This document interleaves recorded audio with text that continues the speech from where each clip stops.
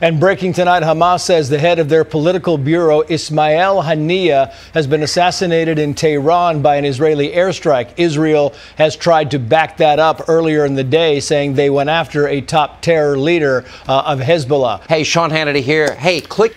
Hey, giving all glory and praise to Yahweh Hashem Yahweh Shai for the inspiration, for the motivation to continue to do these videos and continue to keep the faith alive. I'm going to give double honors to the apostles and the elders of Great Millstone.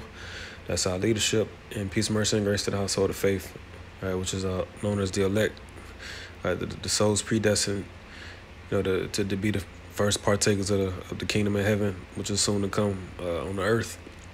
And, just another lesson dealing with the times. Russia warns death of Hamas leader, leaves the Middle East on the brink of a global conflict, right? And the Bible prophesied that the global conflict is going to be Armageddon. That's going to be when all the nations come to the Middle East for a big showdown in which the Lord is going to judge, all those nations.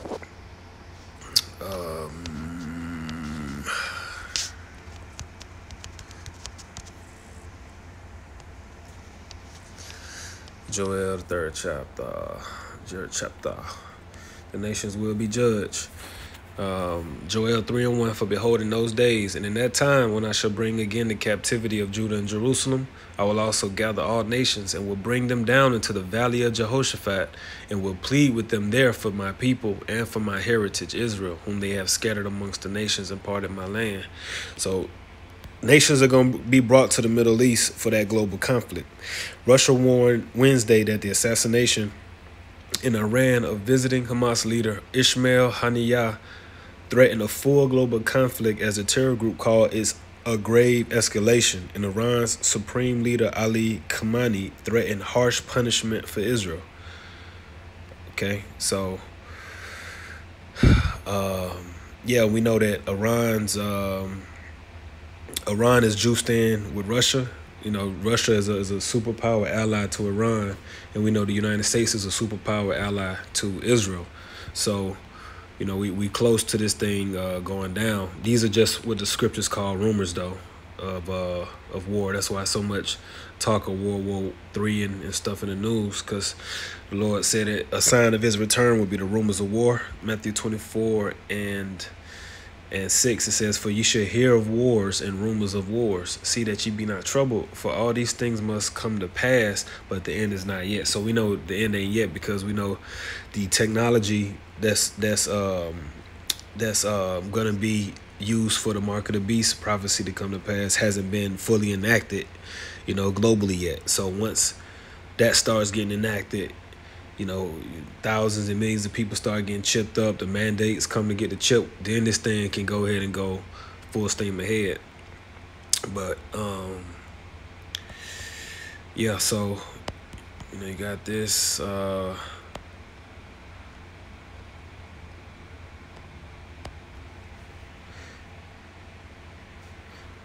so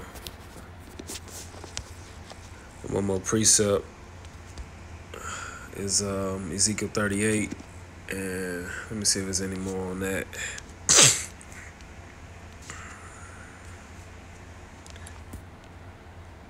News that a senior Hamas leader was reportedly assassinated in the middle of the night in a foreign country. It has created both fear and uncertainty in what was already an incredibly unstable situation in the Middle East.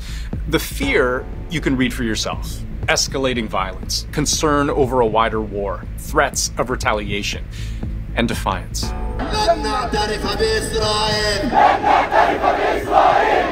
But there's a great deal of uncertainty because some of the most pressing questions we have, what happened, who's responsible, and what will this mean, none of these questions has a clear, definitive answer. But in the 24 hours since the reported assassination, we have learned some important details, and I'll take you through them. The story starts with this man, Ismail Haniyeh. Joined Hamas in the late 1980s during the first Intifada. For decades, he built standing and rose through the ranks, becoming political chief of Hamas. And just for edification, what is Hamas? Because we know, we've learned that that's a Hebrew, the Hebrew word for violence is Hamas.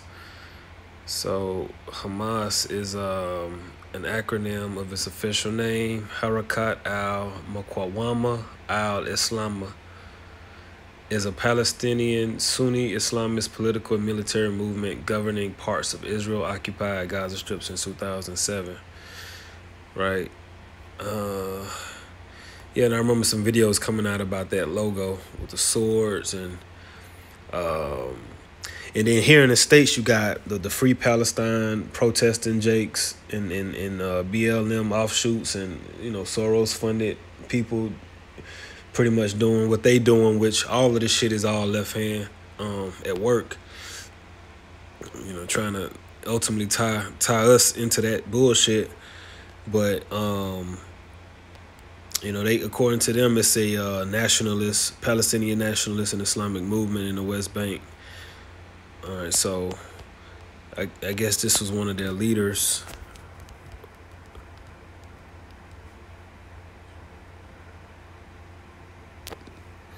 Yeah, excuse me. Yeah, it is one of their leaders.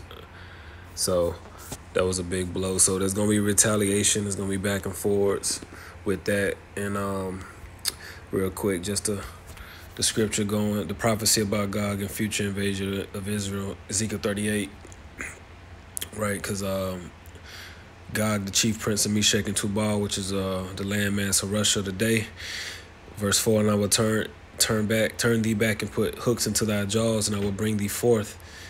Right, and the Lord put the spirit into Russia to go back into that USSR, dominating spirit, war spirit. And all thine army, horses and horsemen, all of them clothed with sorts of armor, even a great company with bucklers and shields, all of them handling swords. ... Persia, Ethiopia, and Libya with them, all of them with shield and helmet. See, so Persia, which is Iran, is going to be with Russia, in their war attire, ready for battle. Gomer and all his bands, the house of Togomar and the North Quarters, and all his bands, and many people with thee. Yeah, Turkey gonna be on deck too, because Turkey has the largest military in NATO outside of the United States, if I'm not mistaken. So Iran vows revenge. Back-to-back attacks in the Middle East are igniting fears of a wider conflict. Yesterday, a top Hezbollah military commander was killed in Lebanon. Today, a senior Hamas leader died in Iran. Ismail Haniyeh was in Beirut as a guest of the regime, and Iran vows to avenge his death. And you remember in the movie, and breaking tonight, in the movie Leave the World Behind, red paper. Let's see if they can play that. If I can find that scene. It was a scene when you had that red paper with the Arabic writing on it. That was supposed to be, well, let's play it.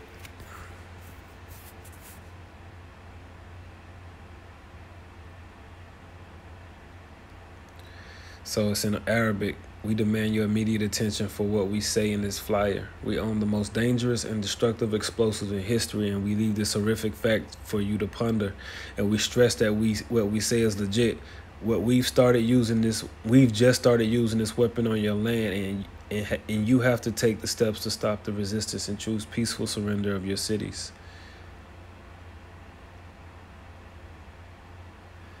Right, and in that movie, they were saying that could this be an attack from Iran? They were saying something like that, because you had all the infrastructure being attacked and stuff like that. So, could this be a sign that a big infrastructure attack is about to happen and chaos is about to happen? We'll see. We watching as well as praying, and Lord willing, we be counted worthy to make it through this shit. Luke 21:36, last one. Watch ye therefore and pray always, that you may be accounted worthy to escape all these things that shall come to pass, and to stand before the Son of Man. So, keeping an eye on this, these attacks, these back and forward. This is only the beginning of sorrow, but we almost home. Lord willing, we endure. I pray it was edifying. Shalom.